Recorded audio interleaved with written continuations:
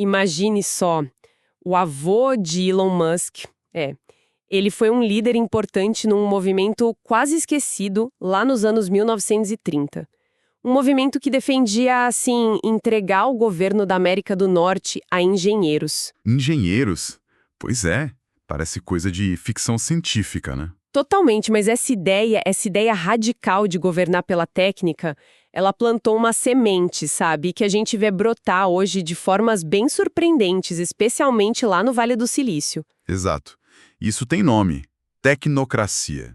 Falando de um jeito bem direto, é a proposta de um governo onde, bom, o conhecimento técnico, a expertise científica é que ditam as regras, não políticos nem ideologias. Uhum. A sociedade seria gerenciada quase como um grande sistema, sabe? Um problema de engenharia mesmo, para ser otimizado. E para a gente mergulhar nessa ideia que é complexa, né, reunimos um material bem variado para nossa análise hoje.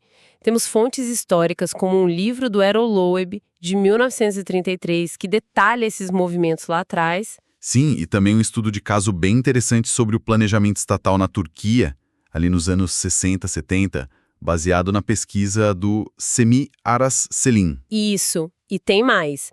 Explorações do tema na ficção científica que a Teresa Botelho analisou e um artigo mais recente do Anton Ceballo, que meio que amarra tudo isso com a cultura tech de hoje, as ambições. Pois é. Nossa missão aqui é justamente essa: desvendar a tecnocracia, sabe?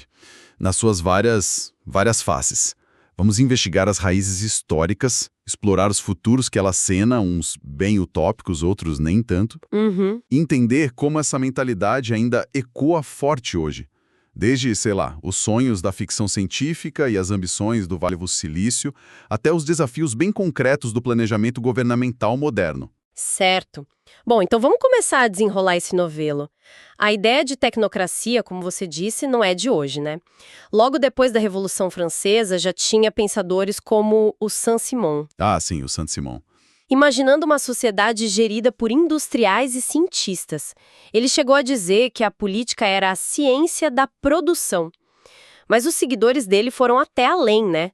Desenvolveram uma versão ainda maior pela política tradicional. E o ponto central aqui é justamente essa vontade, né, de substituir a política que eles viam como bagunçada, cheia de interesses, de irracionalidade, Sim. por uma administração que fosse puramente racional, científica, focada no tal do bem coletivo. A eficiência vira o valor máximo acima da ideologia. É um contraste gritante com a democracia, onde a legitimidade vem do voto, né? Exato. Na tecnocracia, como o Centeno aponta num trabalho citado pelo Selim, a legitimidade vem do livro. Seja ele um texto sagrado, um registro histórico, ou, nesse caso, um modelo econométrico, um manual de engenharia, o conhecimento técnico a que valida o poder. Entendi. E aí, pulando para os Estados Unidos, finalzinho do século XIX, teve um livro que fez um barulho enorme, né? O Looking Backward, do Edward Bellamy. Nossa, demais. 1888. Uma visão utópica de uma sociedade industrial superorganizada, gerenciada centralmente. Ele chamava de exército industrial. Exército Industrial. E o sucesso foi tanto que inspirou até a criação dos tais clubes nacionalistas, né? A proposta não era só reformar, era transformar tudo radicalmente. E o interessante no Bellamy é que o foco dele era tanto na eficiência, em acabar com o desperdício, que ele via como um erro hediondo, uma coisa assim, quanto na ética. Ele imaginava uma espécie de tecnocracia comunitária, sabe? Uma ordem social organizada de forma racional para garantir riqueza, prosperidade para todo mundo. E é aí que a figura do engenheiro começa a ganhar um destaque especial, não é? Por um lado, tinha o Taylorismo. Ah, gestão científica. Isso, a única melhor maneira de fazer as coisas, otimizar tudo. E por outro, o Thorstein Veblen, que criticava o sistema de preços, os financistas e defendia um soviete de técnicos. Mas por que o engenheiro especificamente? Então, o Veblen via os engenheiros como o grupo-chave para garantir a eficiência produtiva da sociedade inteira. Diferente dos capitalistas, dos financistas, que ele achava meio parasitário, sabe? Entendo. E diferente do Taylor, que via a gestão científica mais a serviço do lucro, o Veblen achava que os engenheiros, pela mentalidade prática deles, focada na produção, eram os mais capacitados para gerir a economia de um jeito racional, bom para todos. Eles entendiam como as coisas funcionavam de verdade. Faz todo sentido. E isso nos leva direto para o movimento tecnocrático que explodiu mesmo nos anos 30, né? Bem no meio da Grande Depressão. Exatamente. Liderado por uma figura bem controversa, o Howard Scott. Ah, o Howard Scott. Isso. A Technocracy Incorporation surgiu lá em Nova York com umas propostas ainda mais radicais. Bem mais radicais. O que eles queriam exatamente? Olha, a visão deles era basicamente tomar o poder, colocar os engenheiros no comando, acabar completamente com o sistema de preços com dinheiro. Acabar com o dinheiro? Sim. E unificar a América do Norte num superestado, o Deteknate. Eles propunham substituir o dinheiro por uma contabilidade de energia. Contabilidade de energia, como assim? Cada cidadão receberia uns cartões de distribuição de energia para obter bens, serviços, tudo calculado com base na energia gasta para produzir cada coisa. A produção, a distribuição, tudo seria planejado cientificamente, rodando 24 horas por dia, 7 dias por semana. Uau! O objetivo final era criar abundância material, usando ciência e engenharia para satisfazer as necessidades de todo mundo com o mínimo esforço humano possível. O livro da época do Harold Loeb, Life in a Technocracy, What It Might Be Like, tentava pintar como seria essa sociedade. E essa ideia, por mais, estranha que pareça hoje, pegou fogo na época. Dizem que por volta de 1933 era o tópico mais discutido na América. Mas a chama apagou rápido, né? Sim, muito rápido. O declínio foi quase tão veloz quanto a ascensão. Teve uma aparição desastrosa do Howard Scott no rádio. Ah, eu li sobre isso. Pois é. E aí descobriram que ele não tinha bem as credenciais científicas que dizia ter. Isso minou a credibilidade toda. Mas o curioso é que a organização, a Technocracy Incorporated, sobreviveu. Existe até hoje, sabia? Sério? Sim, embora sem nenhuma relevância política. E aí vem aquela conexão fascinante que você mencionou no início. Um dos líderes dessa organização, lá no Canadá, foi justamente o avô do Elon Musk. Incrível essa conexão histórica, né? Com tudo que a gente discute hoje sobre tecnologia e poder. Bom, então, vimos a teoria, as propostas radicais, mas como esses impulsos tecnocráticos se manifestam quando encontram a realidade complexa de governar um país? O caso da Turquia parece dar uma pista, né? Sim, a Organização Estatal de Planejamento da Turquia, a DPT, que foi criada em 1960, logo depois de um golpe militar. É um exemplo muito interessante que o Semih Aras Selim analisou a fundo. E qual era a missão deles? Bem ambiciosa. Criar planos quinquenais, sabe? Planos enormes, abrangentes, para guiar o desenvolvimento econômico, social, cultural do país. E quem estava encarregado disso? Eram planejadores jovens, com forte formação técnica, os tecnocratas turcos. Isso mostra um padrão que se repete, né? Momentos de crise, de ruptura, muitas vezes abrem caminho para essas soluções tecnocráticas que prometem ordem e racionalidade. E quais eram os objetivos desses planos?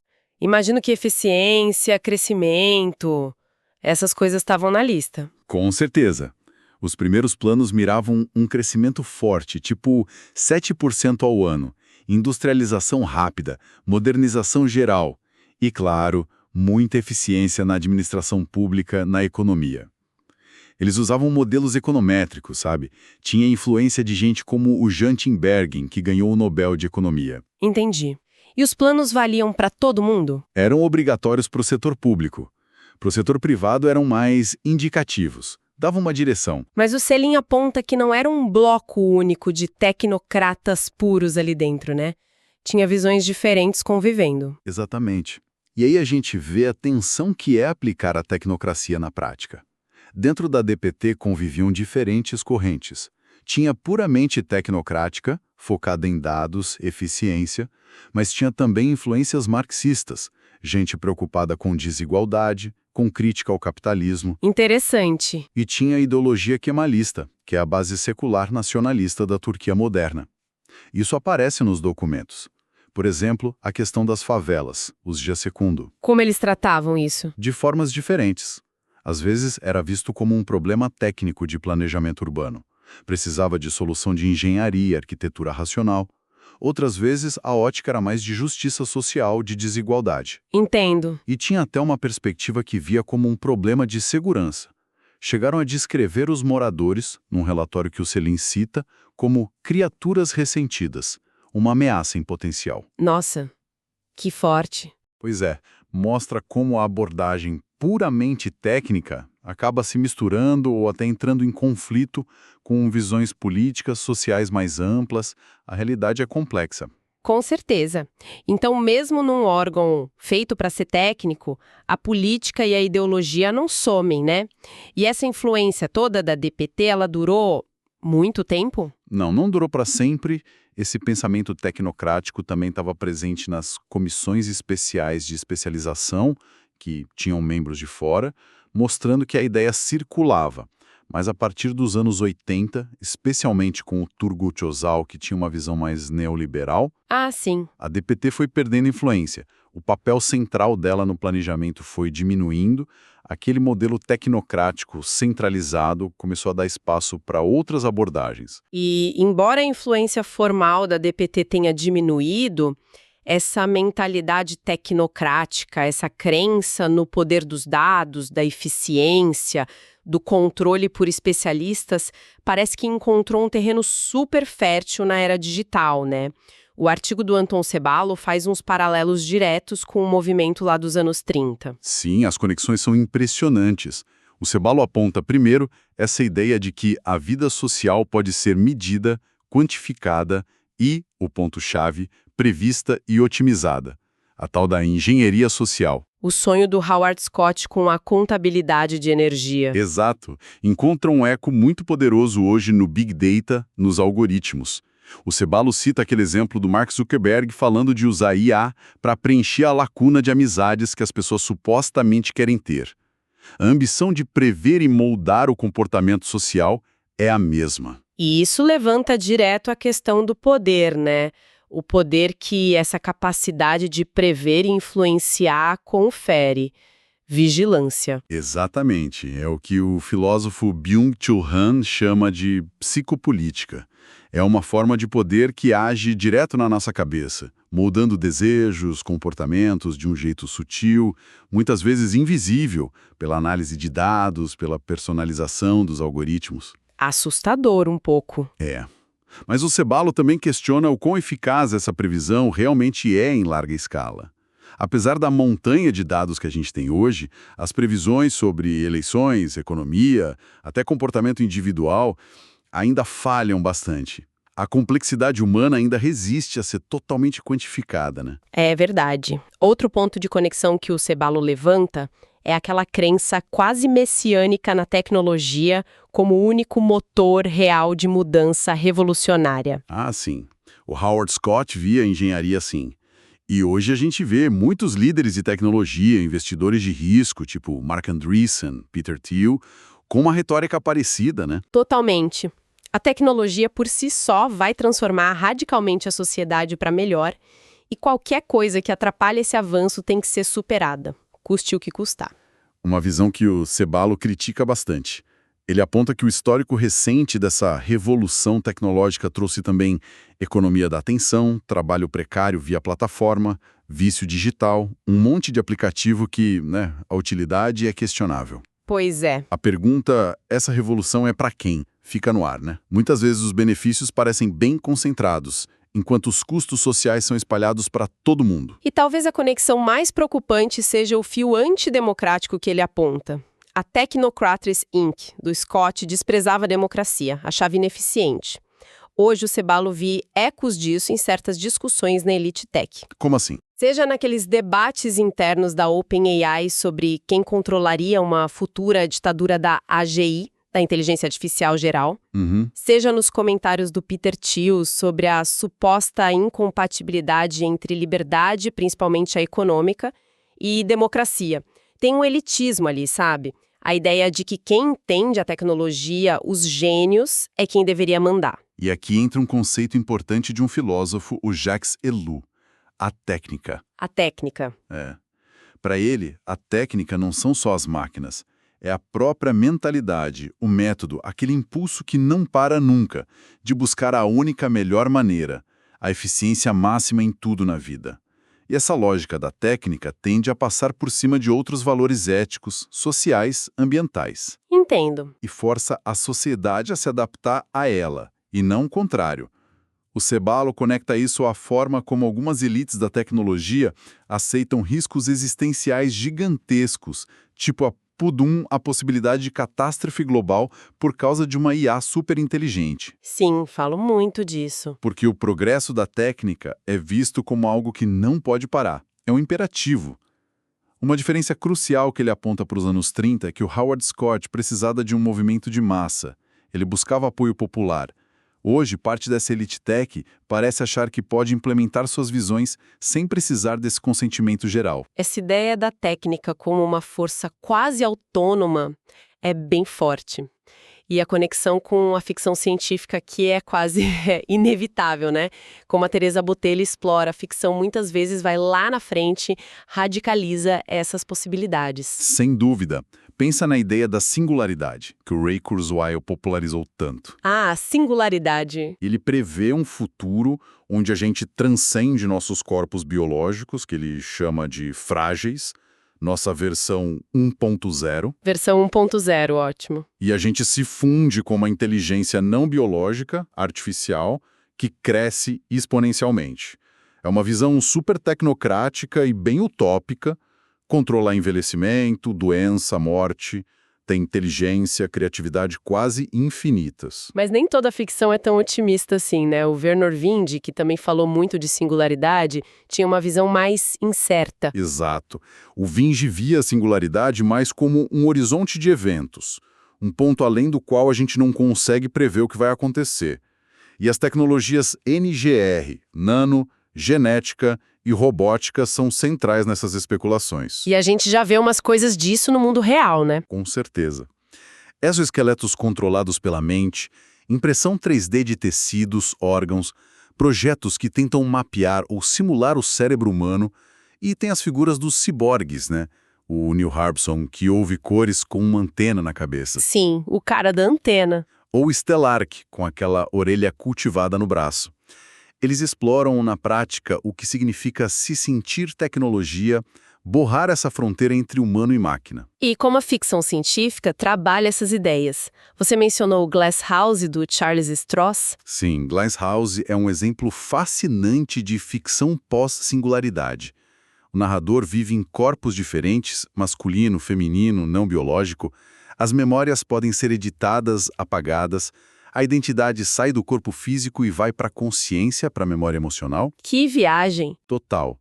E o livro mistura elementos utópicos, tipo, não existe mais escassez material, você pode viver para sempre fazendo backup digital, com um suspense super paranoico sobre o controle, vigilância, perda de identidade. Mostra que mesmo num futuro super tecnológico, as questões de poder, de liberdade continuam lá, firmes e fortes. E tem exemplos mais críticos também, né? Tipo, mais satíricos, como o Down and Out in the Magic Kingdom, do Cory Doctorow. Exatamente. O Doctorow imagina um futuro pós-escassez, onde as pessoas podem fazer upload da mente, viver para sempre, se restaurando de backups depois de morrer. Só que ele ambienta essa utopia na Disney World. Na Disney, haha. Pois é, e introduz coisas como o UF, que é uma moeda de reputação social, e o deadheading, que é o ato de morrer de propósito temporariamente por puro tédio. Morrer de tédio, literalmente. Literalmente. O livro usa o humor, a sátira, para questionar se essa imortalidade digital resolve mesmo os problemas humanos básicos ou só cria dilemas novos, tipo a dúvida sobre a própria identidade depois de ser restaurado de um backup. Será que sou eu mesmo? É uma visão bem mais irônica, mais complexa, que é a pura celebração da tecnologia. Nossa, então percorremos um caminho bem longo aqui, Começamos com as raízes da tecnocracia lá no Saint-Simon, vimos o auge radical dela nos anos 30, a aplicação prática cheia de tensões no planejamento lá na Turquia, os ecos e as transformações nos sonhos e até pesadelos da ficção científica, e esse ressurgimento poderoso nas ambições, nas ferramentas do Vale do Silício hoje. O que a gente tira disso tudo? Qual o saldo? Olha, eu acho que a tensão fundamental que atravessa toda essa história fica bem clara. De um lado, tem essa promessa sedutora da tecnocracia. Ordem, racionalidade, eficiência máxima, abundância material. E nas versões mais recentes, até superar os limites biológicos humanos pelo controle técnico. É um apelo forte. Muito forte. Especialmente em tempos de crise, ou quando tudo parece complexo demais. Mas, por outro lado, vem os riscos. O potencial de enfraquecer a democracia, a participação das pessoas, a erosão da nossa autonomia individual com essa engenharia social dos algoritmos. Sim. As consequências que a gente não consegue prever de tecnologias cada vez mais poderosas. E a possibilidade de novas formas de controle, de desigualdade, com elites técnicas tomando decisões cruciais sem ter que responder a ninguém democraticamente. E isso nos deixa com uma questão final, né? Talvez um pouco provocadora, inspirada no Fuller, na Botelho, no Ceballo, para quem nos ouve pensar junto. Diante desse ritmo maluco da tecnologia, IA, biotecnologia, neurotecnologia, a gente se depara com essas questões todo dia. É verdade. A humanidade deve ficar ancorada nos nossos corpos baseados em carbono, como dizia o Buckminster Fuller, ou a gente deve abraçar essa fusão com a tecnologia, ir rumo a uma possível humanidade 2.0? O que significa ser humano numa era cada vez mais definida pela técnica do Elu, por essa busca sem fim por eficiência, por controle técnico? Esse impulso tecnocrático, ele é inevitável? É algo bom? Ou é algo que a gente precisa entender melhor, moldar, questionar e, quem sabe, em alguns pontos até resistir? Como essas grandes ideias sobre tecnologia e poder se refletem nas informações, nas escolhas que cada um de nós encontra no dia a dia? Fica aí a reflexão.